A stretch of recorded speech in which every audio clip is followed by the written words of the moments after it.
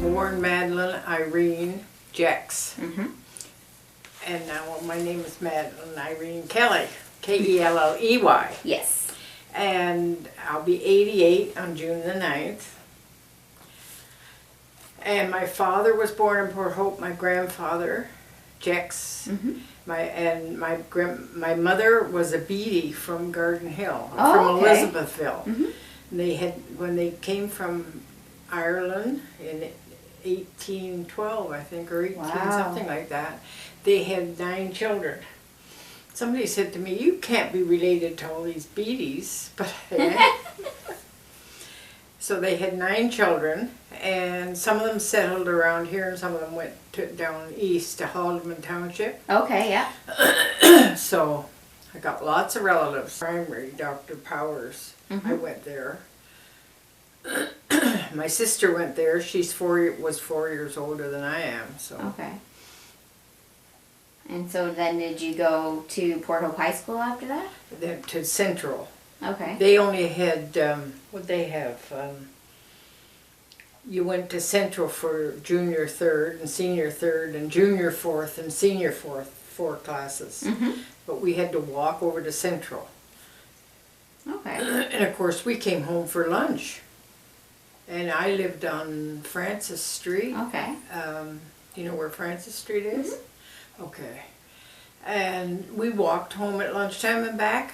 You wouldn't get them to do it today. So you mentioned that you think your father was mayor at one point? Yes, he was. Did you want to talk about that? Well, I've got, and we had, I don't know whether this is interesting or not. We had the first dial phone put in our house Oh, okay. in Port Hope.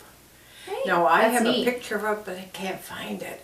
That's all right. I took it off the wall. I had it on the wall for years, and I took it off and I put it someplace. I thought I gave it to my daughter, but she said she hasn't got it. So, a picture of them installing the Mhm. first dial phone. I've That's got really an interesting. old evening guide. I'll show you in there with my dad making the first long distance call by dial phone Oh, in his cool. office when he was mayor. Made it to my sister out west. She was out west. Yeah, so here's my grandfather, Jax, Mhm. drove. Have you seen the picture of the fire department with the horses? I think so. He's driving that. Okay, cool. So he was a firefighter then? Yeah. And I've got 2 grandsons. They're both firemen. Mm-hmm. One is captain at Welcome, and the other one's in Port Hope. Wow. Yeah. Runs in the family then. And they've got lots of stuff that I've given them, you know. And my father-in-law was a fireman on number 1 in Toronto. Oh, wow. So my oldest grandson has a picture of that. But yeah, so we go back a long way. Yeah, and there's some family businesses in town that were run by Jex, or you related to Jackson those? Smith Funeral Home. Yeah, that was an uncle. Well, actually he was a cousin of my father's, but we called him Uncle Bud. Mm-hmm. Interesting. In those days you called people uncle, not by their first name. Mm-hmm. So yeah. So yeah, and Uncle Earl had a garage. That's my father's brother, had a garage up here, the garage that's empty across from the Winchester Arms. Yeah. He had that garage there, and then he had one down where the liquor store is on Ontario Yeah. Street. Okay. Do you know Francis Street very well?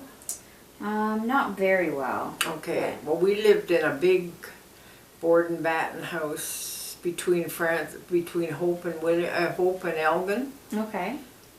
and my dad always had a skating rink the whole length of the yard, and it was a huge yard with lights and everything. Wow. And but he had rules and regulations. If my sister and I wanted to skate, the boys couldn't bring hockey sticks out in the rink. Mm-hmm. If we were not on the rink, they could play hockey. So no, I was just more relaxed in Port Hope. My father, by the way, was the only person that ever fell off the viaduct. You've heard that? Have you ever heard No. that story? Oh yeah. Well, he played. Of course, I'm hockey crazy too, and I still go to hockey games if somebody takes me. But yeah, he played hockey all his life, and he coached hockey.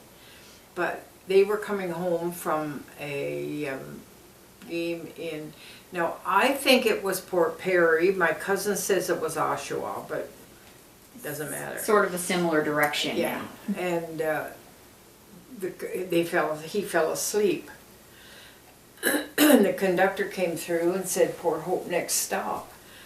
And the train stopped.